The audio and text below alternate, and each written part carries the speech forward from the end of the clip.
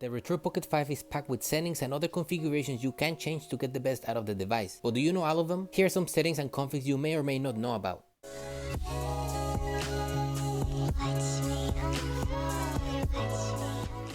Now before we begin, don't forget to drop a like, subscribe to my channel, it really helps me grow and I can keep on bringing content for you guys like this. And with this said, let's dive into the settings. The joystick lights of the Retroid Pocket 5 can be turned off or changed to whatever color you like. You can change both of the joystick colors at the same time or assign a color to each joystick. This gives the Retroid Pocket 5 a nicer look at night, especially when you're playing some games, and it kinda gives you that nice vibe that you see on some TVs and in some cars. You know that little sidebar that you swipe on the left of the Retroid Pocket 5 and it comes out? But you know that usually looks like a little white bar on the right? So you can actually customize that. You can actually change the opacity of it. So you can enable it, disable it, or if you tap here, you can actually change the opacity of the floating control, and you can set the transparency of it so that way it doesn't look too annoying on games. I personally like to keep it around 10% to kind of give myself a reminder that it's still there, but you could just completely remove the transparency and just swipe to the left and it should show up regardless. While we're talking about the floating icon controls, you can enable the FPS counter by pressing on the FPS meter on the floating icon controls, and it should show on the screen on the top left corner. You can also move the counter whatever you want on the screen, as I'm doing right here, and you can see you can literally put it whatever. I personally like to have it on the top left corner. And to disable this, you do the same thing. You tap on the floating icon controls, you tap on the FPS meter, and it should be disabled. One really nice feature of the Retroid Pocket 5 is the key adapter. So what this feature is, it basically for games that you cannot use the gamepad, like for example I'm running here the old Resident Evil game, so this doesn't have gamepad support, right? So on the floating icon control, you click on key adapter, and here you can select new configs for Resident Evil. So here, if you drag this is gonna be a button. So what you gotta do here is you just put this whatever you want on the screen, and then you press whatever button you want to map. Also the same thing with the joysticks. You drag the joystick and you drag it around on the screen where you want, and as you can see here, my button is right here. I'm pressing B, and the joystick, you can see I'm moving it around on my actual gamepad, and you can see the little B button, which I did not configure correctly because for some reason Resident Evil game does not like when I open the key adapter. As you can see, my screen goes black,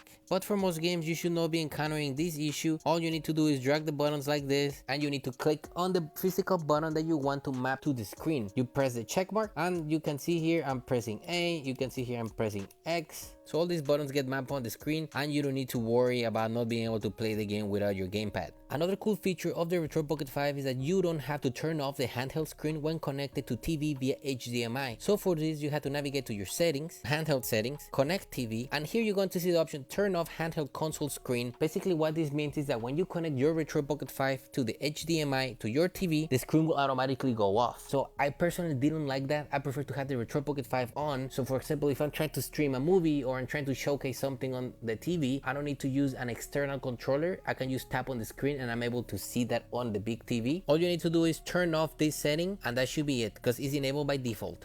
Get extra RAM by enabling virtual RAM swap. You can get extra RAM for more demanding games by enabling the virtual RAM swap. This is available only after update 1.0.0.85. You have to navigate to handheld settings, advanced, and you can enable the virtual RAM swap off or swap 4G. Basically what this essentially does is allows your RP5 to use a portion of your internal storage as an extension of the RAM. When the RAM is full, the system moves inactive data to this swap space, effectively creating the illusion of more RAM. Just make sure you have enough internal space for this feature. James DSP speaker improvement. It is no surprise that a lot of people are not happy with the way the Retroid Pocket 5 speakers sound. Just listen to this.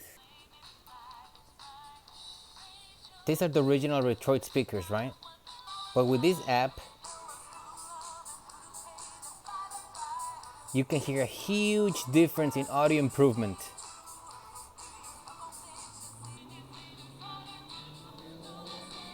So this is not necessarily a factory configuration, but rather you need to download an app in order to get better sound out of your RP5 speakers. This app allows you to add a widget. As you can see, I just scroll down on my screen and I can see James DSP. I can just touch this and enable or disable the James DSP. And what it essentially does, basically allows you to customize the Retroid Pocket 5 speakers to sound a lot better than the default stock speakers. And just so you know, there is a speaker improvement update that Retroid has been working with the creator of this app, and it will be available as an over-the-air update, but the update was having issues, so they have pulled the update for now. So while we wait for the update, you can use this trick to get the most out of your Retroid Pocket 5 speakers. And if you want to know how to set this up, check the video down below. I'll show you how to download this app and how to set it up so your Retroid Pocket 5 speakers sound better.